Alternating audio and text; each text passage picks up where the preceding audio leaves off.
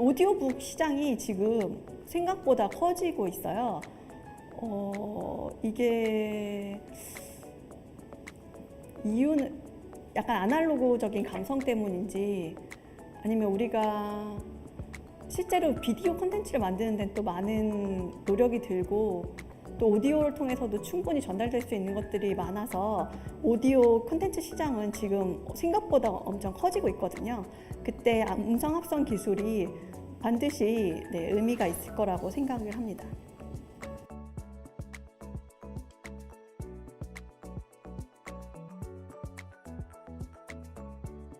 네, 온라인 강의를 때 클로바 더빙이 없었으면 아마 선생님들이 정말 힘드셨을 것 같아요. 이게 생각보다 이런 발표를 하는 거나 녹음을 하는 게 쉽지 않고 이게 몇 시간씩 되는 것을 사실 또 편집이라는 게 들어가기 때문에 텍스트 기반으로 음성을 합성할 수 있는 것들이 엄청 소중하셨다고 하더라고요.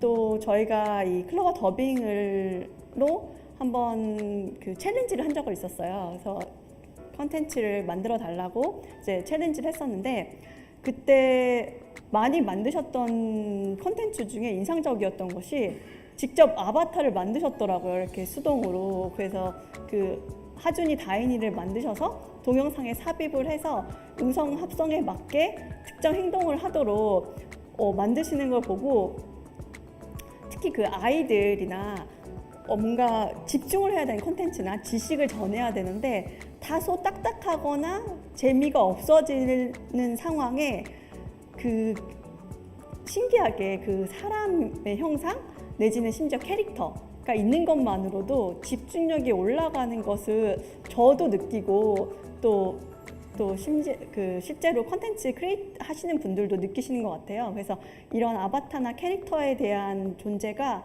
앞으로 더욱더 저희 아바타 기술을 통해서도 그리고 다른 기술을 통해서도 더 활발해지지 않을까 싶습니다.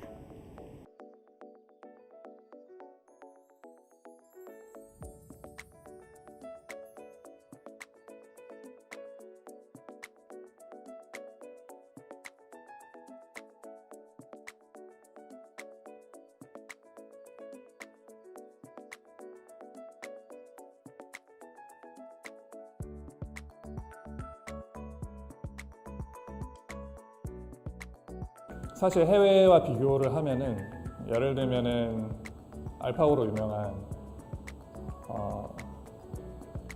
유명한 딥마인드 같은 경우는 최근 3년 동안 누적 적자액이 우리나라 돈으로 1조 원이 넘습니다. 1조 원 딥마인드가 뭐 상품 개발하지도 않고 뭐 상품을 만들려고 뭐 팔려고 하지 않았는데도 순수 R&D로만 이미 1조 원을 지출을 한 상태예요. 그래서 우리가 AI에 대한 전략을 어떻게 보면은 잘 선택을 해야 할 필요성이 있습니다. 예를 들면은 사실 미국도 그렇고 중국도 이미 막대한 자본을 하고 있죠. 근데 AI가 딥러닝이나 머신러닝 관점에서 보면은 생각보다 비용이 많이 들어갑니다.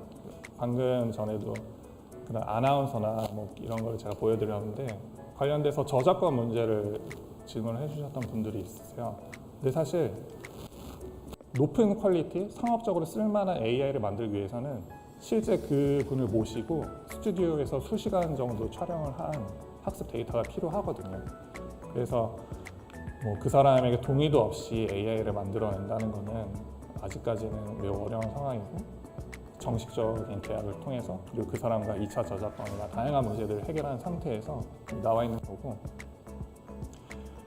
그렇기 때문에 이런 학습 데이터를 얼마나 많이 가지고 많은 비용을 들여서 학습을 하는 게 일단은 타국에서 경쟁력에서 우선순위라고 할 수 있는데 이미 미국이나 중국에 대해서 그런 것을 우리가 거기에서 우위를 누리기는 쉽지가 않기 때문에 저희가 좀 더 똑똑하게 사실 어떤 AI를 만들어낼 것인가를 먼저 상업화할 수 있는 AI를 만들어낼 수 있는지를 잘 고민을 하는 게 우리나라의 AI 전략에는 그런 약간 인사이트가 있는 관점이 필요하지 않을까 생각을 합니다. 네.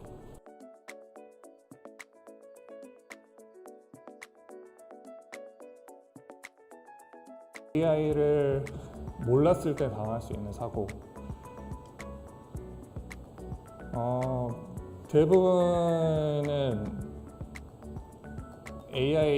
대부분의 AI가 주로 갖고 있는 궁극적인 목적은 기술을 잘 모르는 사람들에게도 그 기술을 더 인간에 가까운 형태, 인간에 비슷한 형태로 접근을 해서 그 서비스를 제공하기 위해서 나온 기술들이 많이 있거든요. 그거 대부분은 그런 쪽으로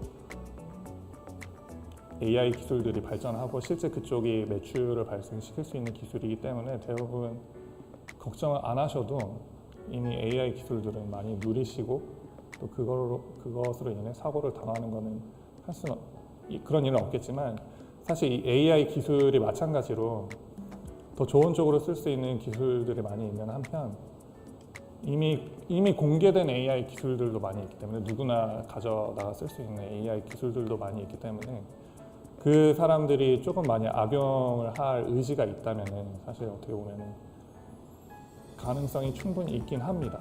하지만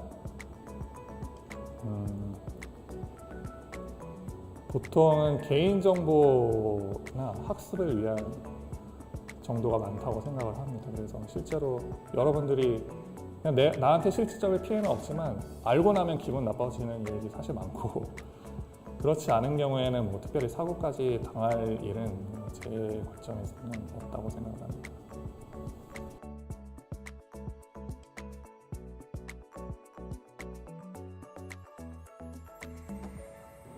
어떻게 보면은 이미 너무 세상이 바뀌고 있고 이 바뀌고 있는 것 중에서 내가 선택할 수 있는 것도 사실 많고 사실 어떻게 보면 환경적으로 그 분야를 선택할 수 없는 분야들도 분명히 있을 겁니다. 예를 들면 AI 같은 경우도 내가 AI를 당장 하고 싶다고 해도 사실 AI는 굉장히 많은 프로세스들이 각각 어려운 단계들이 있기 때문에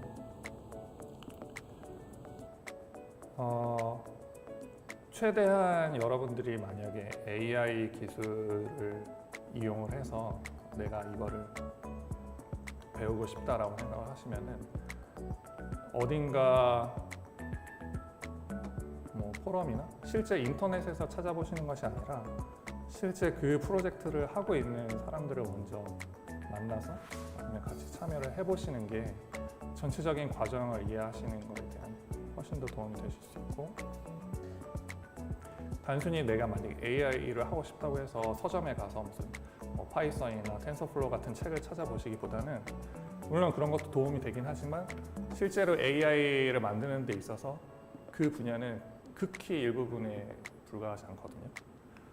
데이터 가공부터 어떤 AI를 만들 것인지 그리고 전체적인 과정을 이해를 해야지만 만들 수 있는 AI가 있고 만들 수 없는 AI가 있거든요.